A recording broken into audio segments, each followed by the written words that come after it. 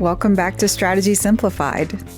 Today I'm excited to bring you a conversation with Michael Valocchi, SVP and Head of Cognizant Consulting.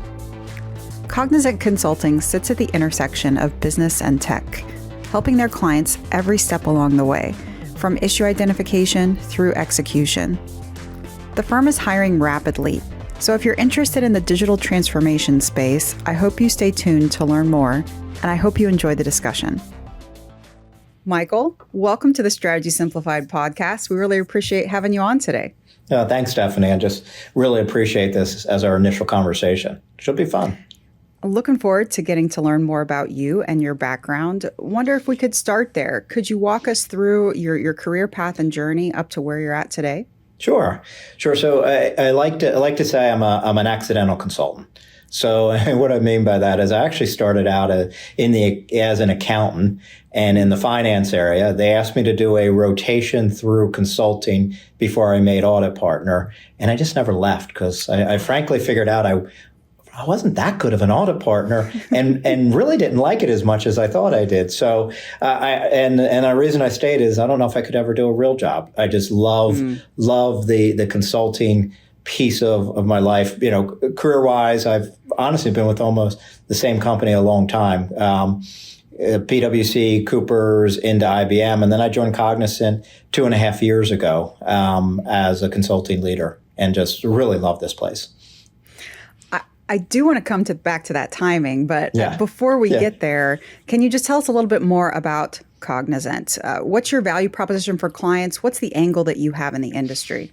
Yeah, I could bore you with it. It's, a couple 100,000 people and clients from all over. But a couple pieces that really drew me to Cognizant is, one, it's not that old of a company. It's about 27, 28 years old, started from zero to a couple 100,000 people and $19 billion in revenue. So pretty interesting growth story. But to me, the really important thing is what is our value proposition to client? And honestly, it comes down to what we say is intuition engineered, is we're here to solve companies' problems. And it's even interesting if you ever take our logo and it kind of rotates a little bit. And one of the reasons it rotates is we try to think about our clients' problems from all different angles. So you come at it from an engineering perspective, but also from a business and a technology perspective. From an industry point of view, banking and healthcare are some of our largest industries, but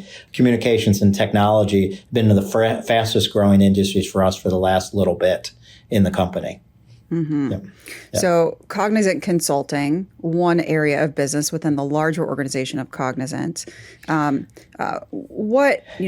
What fraction of the business is your consulting arm, and how do the different business units and business practices interact with each other?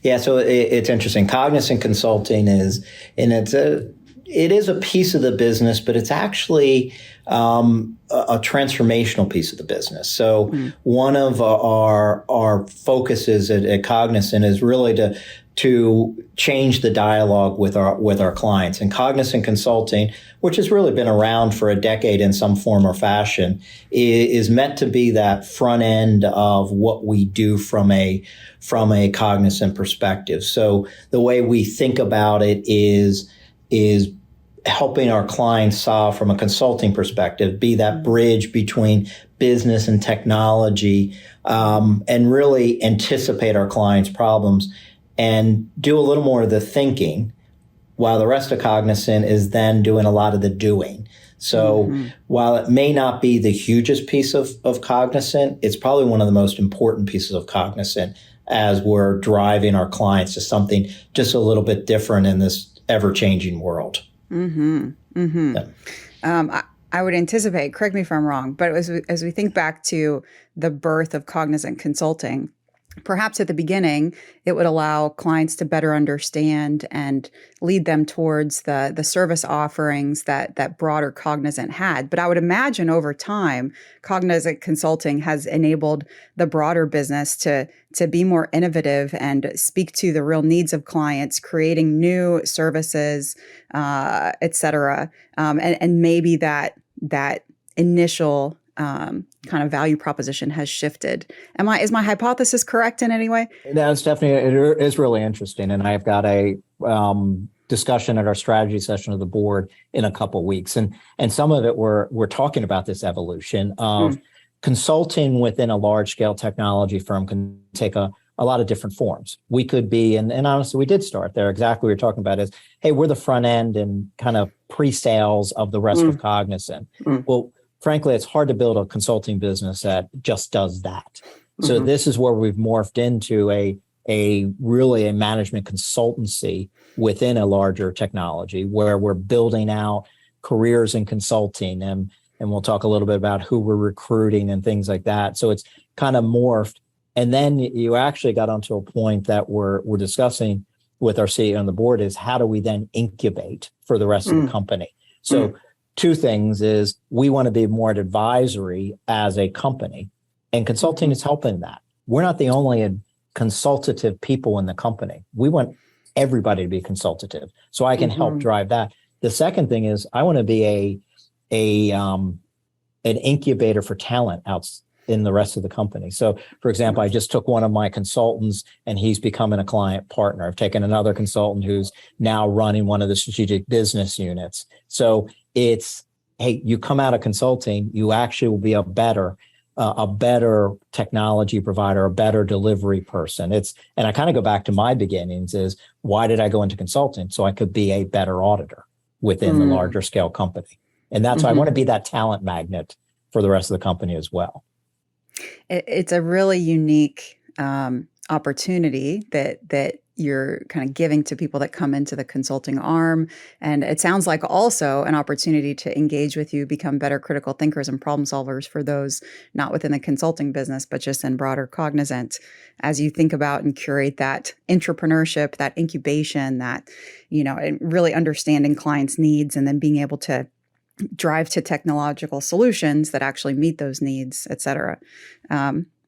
Makes a lot of sense. And Stephanie, I do see us as a little different than a lot of the other consultancies because of that, because of where we live. I mean, I think of us as, is we're providing some strategies, but they're a lot more executable. They're a lot more grounded in technology because who we are as a company. And I'm pretty, I just brought on another class of MBAs and undergrads, and I'm very honest with them. Like, listen, if you just want to do pure strategy or pure business cases and things like that, I've got friends at other consulting firms, and that's a good place for you. If you want to be part of a roadmap to execution, then come here. And you know what? It's not for everybody. And people are like, oh, I'd rather do that. So again, the reason I love being here is it is something unique in the marketplace. So you've already spoken a little bit to the fact that Cognizant Consulting sits in between business and technology. You've spoken a little bit to some of the industries that you work within, but can you tell us more about your broader work portfolio, your service offerings to your clients, your specializations? Yep. So a great question, because one of the things as you're building a consulting unit is you don't want to be everything to everybody. So one of the things that we've talked about with our CEOs, who are we and who are we not? Because that's such an important piece. So a couple areas that I wanted to point out is one, in each of the industries, we're doing work around operating model and architecture of the business. And to me, that's very industry specific. And that's important. Some things that we're bringing from a cross-industry perspective is one in the process area. We see the building of the modern business. We think process is a really important component of it. So we're doing work in the finance, the customer, HR, supply chain area. So that's become a crux of our strategy. The other piece that's really important to us is what we call technology modernization. Is what are the strategies, not just for cloud, but the rest of the technology portfolio from a data perspective, from a innovation perspective, what's on the horizon for the next 1 or 2 years. And so that's a very big piece of our business around technology strategy. And the last piece is wrapped around this is a transformation component. How do you think about organizational change? How do you think about organizational design? How do you think about culture and bring it all together? So that's really the crux of it. If I could draw you a picture, it would be industry at the top and these kind of layer cake behind it. There's certain things that are great markets that I'd love to do, but I think we don't have a value proposition to do. So I'm very selective in what we build. And then if I can, my answer is way too long, but the next thing I'm adding, I'm about to bring on a head of sustainability consulting on a global basis, because I think that's a next frontier of where we can really help our clients. So he joins me on September 15th to help continue to build out that practice for me. No, that makes a ton of sense. I'm so glad that you mentioned and spoke to the culture change element, organizational transformation, these broader elements. Do you view that as separate specializations within Cognizant Consulting, or does every operator and consultant take on that mindset? So it's kind of a microcosm of that is yes, I have a number of trained organizational change people that go through certifications, but honestly, I expect every one of my consultants to have that mindset of how do you help a client move from here to there. So they become my incubator of that skill. Now we may do projects around that, but if I'm running, so we build a digital bank for one of our clients, is every one of the consultants on that project has to understand how is that going to impact, how the culture needs to be different in that digital bank vis-a-vis the rest of the company. So it does infiltrate through things, as you said. Would love to make this a little more practical, tangible for our listeners. Could you walk us through one example engagement, something interesting that you or some of your colleagues have worked on recently? Yeah, I will. And unfortunately, I can't give you the name of this client. Sure. It's in the energy industry. So this was a fascinating engagement because it started out actually on the other side of our business, and it was a request for proposal of, hey, we need to consolidate a couple GIS systems. So, hey, can you come do that? And we flipped it on its head. We actually went back into the client and said, you know what? That's not the problem here. It's not the fact that you've acquired 5 different companies and 5 different systems. Actually, the problem here is from a digital energy perspective, from the transformation you want to do as an energy company, your platform's not right. So let's re-architect the business model and the platform and the processes. Oh, and then by the way, you're right. We probably need to get everything on one technology platform. So it was an interesting mix of some industry expertise. So our utility expertise could vision it out. Then our process people came in and said, okay, this is how the process needs to look end to end. And then we have some technologies that are building out the systems. But what I love about it is you flipped it on its head and said, you're not looking at this correctly. I could imagine that conversation could go in a number of ways. And I've been a part of some of those conversations to come in and say, this isn't the real problem, or the problem is a lot bigger than you initially thought. What's the approach or mindset or culture within Cognizant where you're able to build a relationship, have that trust, and go to your clients and succeed in those types of conversations? Yeah, so it's interesting because it's twofold, as well as it's also helping my client partners for the broader Cognizant to have the bravery and the courage to have that conversation. Because Stephanie, as you can imagine, that client partner say, well, yeah, interesting idea, but I have a piece of work here that I can go do. So part of our job in the company is to help the client partner have the courage to have the conversation. The second piece is the makeup of who I'm bringing in from a consulting perspective. So I have some like dyed-in-the-wool consultants like myself who've been at some of the big name consultancies, but I also have reached into certain industry-specific technology firms and software firms and brought some of those practical people out.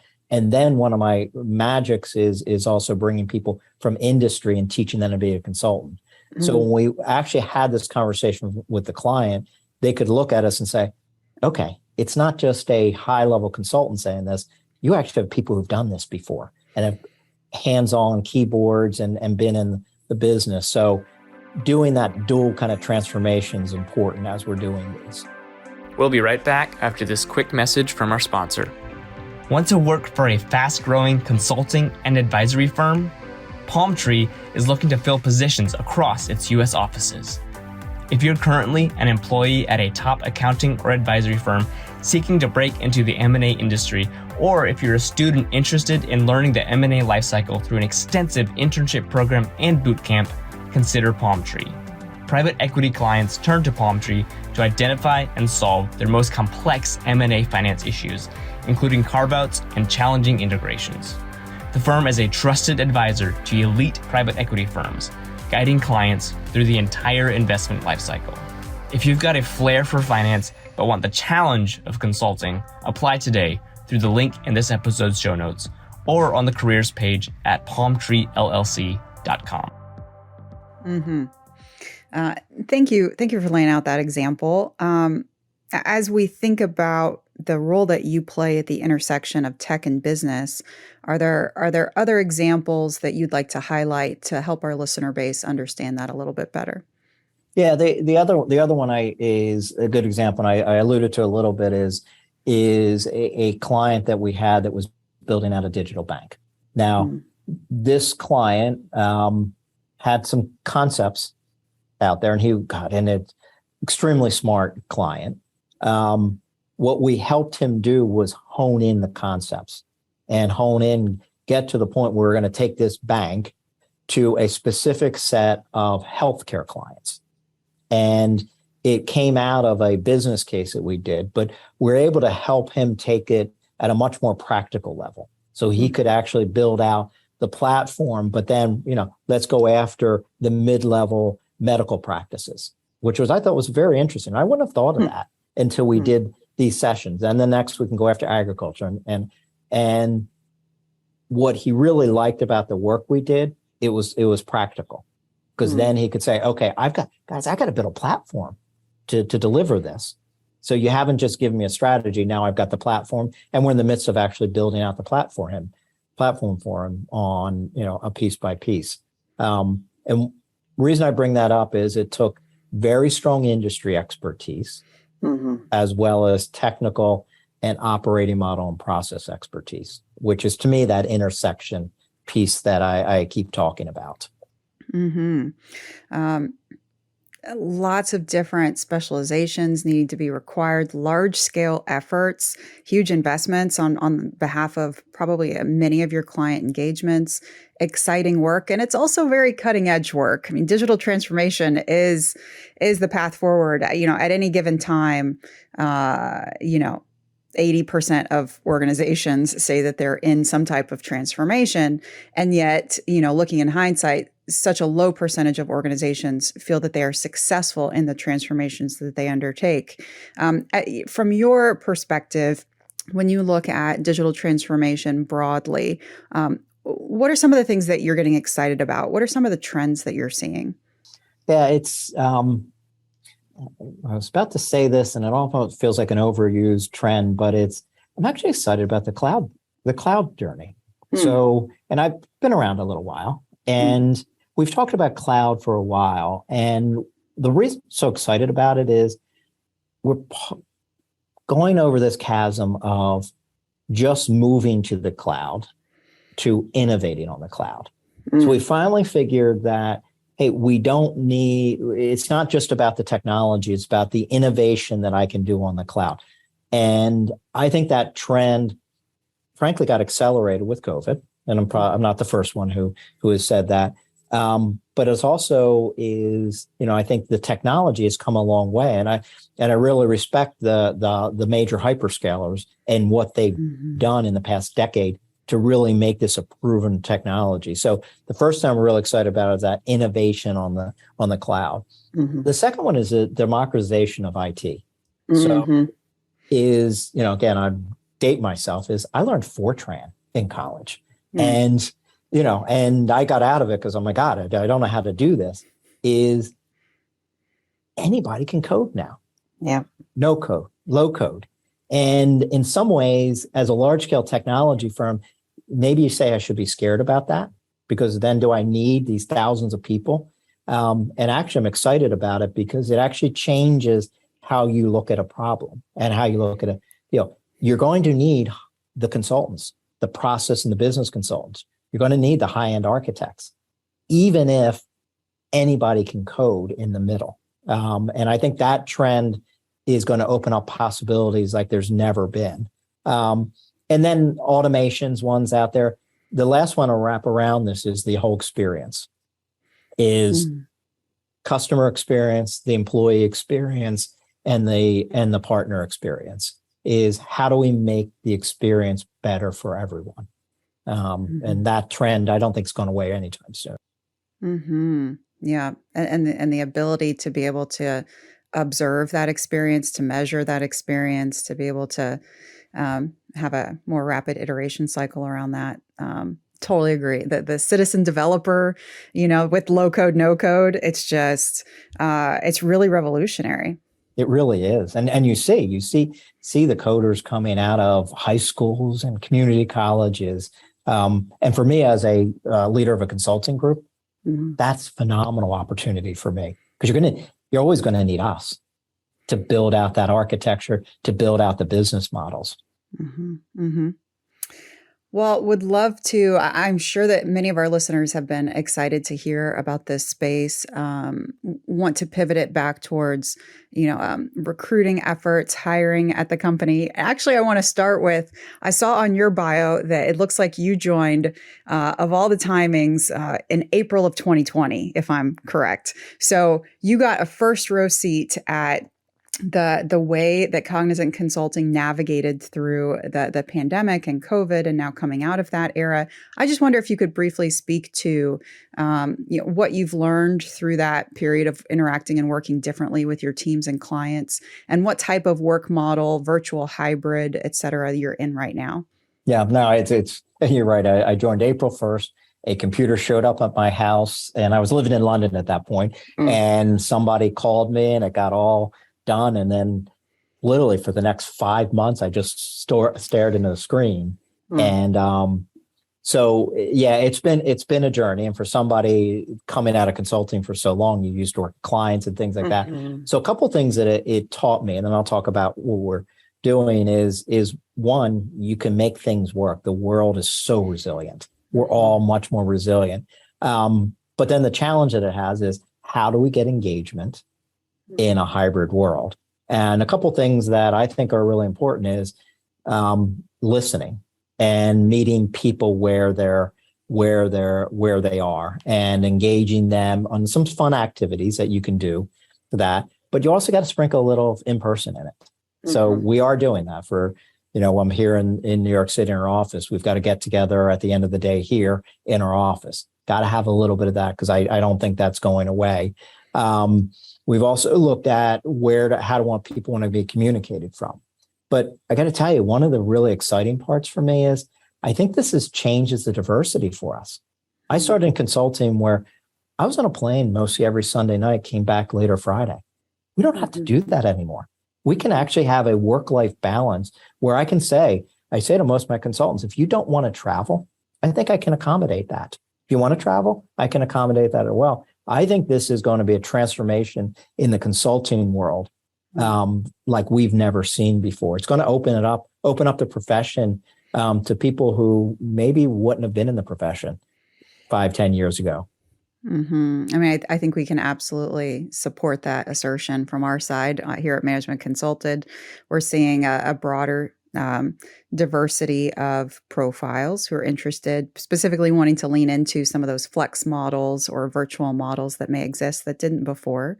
So, broadly speaking, pivoting it back to your current hiring and recruitment process, where are you hiring? What are you hiring for? What kind of people are you looking for? Yep. So we're on a full-scale hiring binge. I've got a new head of recruiting who started with me about 4 or 5 weeks ago. And she says, "Oh, you mean I have to hire this many people before the end of the year?" I said, oh, yes, Catherine.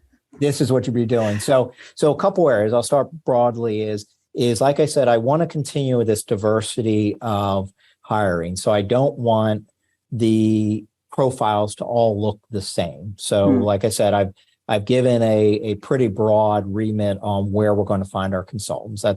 That's one. Is we are doing various levels. So like I said, I just hired a VP of sustainability. So I'm hiring even at that level, number of mid-level people.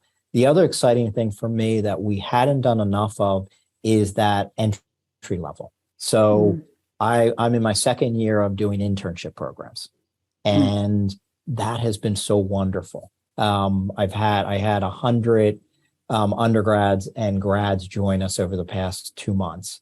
And so to me, building out a consultancy that was a little bit of missing piece of our puzzle as we move them up through the ranks. So, geographically we're not putting limitations on it, which is kind of fun. I would love our newer people to start in some of our hubs in Dallas and Atlanta and New York if we could. The other area that's really interesting and exciting for me is Canada. I have a growing base of consultants in Toronto and Montreal. The schools up there, Stephanie, are just wonderful schools, just wonderful schools. That's very exciting. So I'm sure that there are, people's ears perked up when they learned in general about your business and area, and then it perked up even more to hear, oh, you're hiring, and maybe extensively. So, and we have a LinkedIn Live page too. So perfect. If people want to get some more, go to our LinkedIn Cognizant Consulting LinkedIn Live page, and you'll see some of the fun we're having around the world. What are some of the qualities that you look for? What makes a good Cognizant consultant? Intellectual curiosity is my top. Is you need to want to learn. You need to want to be curious and tinker and work through. So I think, like I do various degrees. Like I'm not, I'm a finance person. So a little finance is always good. You know, from your early careers is numbers always count. But having that very different types of people, but as long as you have that intellectual curiosity, the other thing is be comfortable with ambiguity. Is you'll work on different things with different clients. So are you creative enough to be able to have that? And then last thing is communication skills. Is written and oral are just so important. It's just, we're working on, a presentation for the board, and just how you tell your story. You'll laugh as I'm still a Minto. If I was in my home office, I'd show you my Minto book, but we actually were, oh, do you have that? And Barbara, it's just outside of my arm's reach. Yep, absolutely. And I actually had the wonderful experience to have Barbara teach the course. So it very scary because I don't think I was that good in her mind, but we actually just the deck we're doing for the board, it was situation, complication, and being able to communicate. That's really my third one, that you really have to have that. Well, what's that hiring process like for you at Cognizant Consulting? I'm guessing that there's some behavioral fit questions. Probably you have some case discussions or some business problems you walk through with them live. What should they be prepared for? Yeah, so a couple of things. You kind of hit on there is, for me, cultural and behavioral fit is really important. So it is that art of questioning to see, will you fit here? Will you? And it's not even from my perspective, but Stephanie, will you enjoy working here? Case studies. I hate to say I'm old school, huge believer in case studies. And we've actually streamlined a little bit of our case studies so that the experience is the same, regardless if you're if you're coming into our BFS practice or you're coming into our healthcare practice. So having that case study is really important. Our number of interviews is not that great. So we're trying to, you only really probably need to talk to a couple of us to really get that fit. because I'm not a believer in a 10 interview process. And our recruiters do a lot of the early screenings. I have a group of experienced recruiters that are helping screen that process. So, honestly, those of you listening, it's not that painful of a process. Well, I'm sure that people will be going to that LinkedIn page that you referenced, going to, review Cognizant Consulting on your main business website. We'll make sure to put all those links down in the show notes to the podcast. Any other, in terms of recruiting and hiring, any other thoughts here that you wanted to add or share? Yeah, I think the biggest thing for me is that we're building a unique experience here at Cognizant Consulting. It's something that I've experienced over the past 2 years, and I just think it's a wonderful place to be. And the work that we're doing with clients, our focus is around the global 2,000 clients. There's not every place that you get to do the things you get to do here. Well, Michael, I really appreciate you taking the time to share a little bit more with us about the business and your hiring. But we have a tradition here at Strategy Simplified. We want to close out the conversation just to learn a little bit more about you personally. Have a couple of fun questions prepped. If you'd be willing to share with us, what do you think the most unique food is that you've ever eaten? No, it's interesting. It was in China. And it was some of the fish head and different things of that nature. And honestly, for me, it was a little daunting because I was at a dinner where I was one of the most senior people there.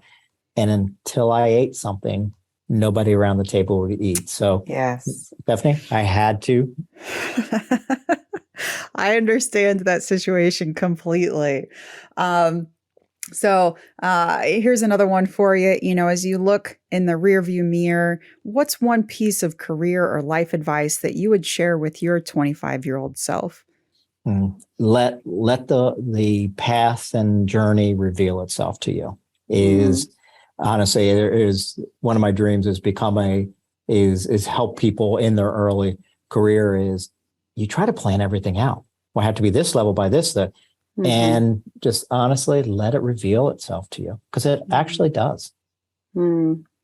Wise words. Absolutely. And you already in this conversation spoke to the fact that, it's not all work and no play. At Cognizant, you're able to find a work-life balance. So what are some things you like to do in your free time? What do you like to do on the weekend? Yeah. So I have the wonderful opportunity to live right in New York City. So there's a couple of things we do almost pretty regularly. First, we probably have the cutest dog in the entire world, who comes to Central Park with us every Saturday for some of the most beautiful walks that we do. Love Broadway shows. There are some weekends that we'll do double matinees. We'll do a matinee on a Saturday, matinee on a Sunday. My wife sits on the board of one of the Broadway theaters, so love that. And frankly, I'll read vivaciously. So I will, at any point in time, I'll be reading one or two different books. So throw another one at you then. Anything that you're reading now that you would recommend? Yeah, it is interesting. I'm in the middle, I'm a history buff. I'm in the middle of a book on Kissinger's leadership lessons. And you forget what a great man he was and some of the things he does. And so some of the, I've read the Colin Powell ones, but this Kissinger one's really fascinating on some of the things and from a leadership perspective. Interesting. Well, Michael, it's been great to get to know you. Great to learn more about Cognizant Consulting. We just really appreciate you taking the time to talk to us today. Okay. Well, thank you. Thanks for joining us today. Make sure to check out the links in the show notes to learn more about Cognizant Consulting and how to apply for their open positions. And make sure you're ready to navigate through live case study conversations by using Management Consulted's resources and platform. We have a set of ex-McKinsey, Bain, and BCG professional coaches on staff to diagnose if you're ready and help you improve. Check out the link in the show notes to learn more. We'll see you next time.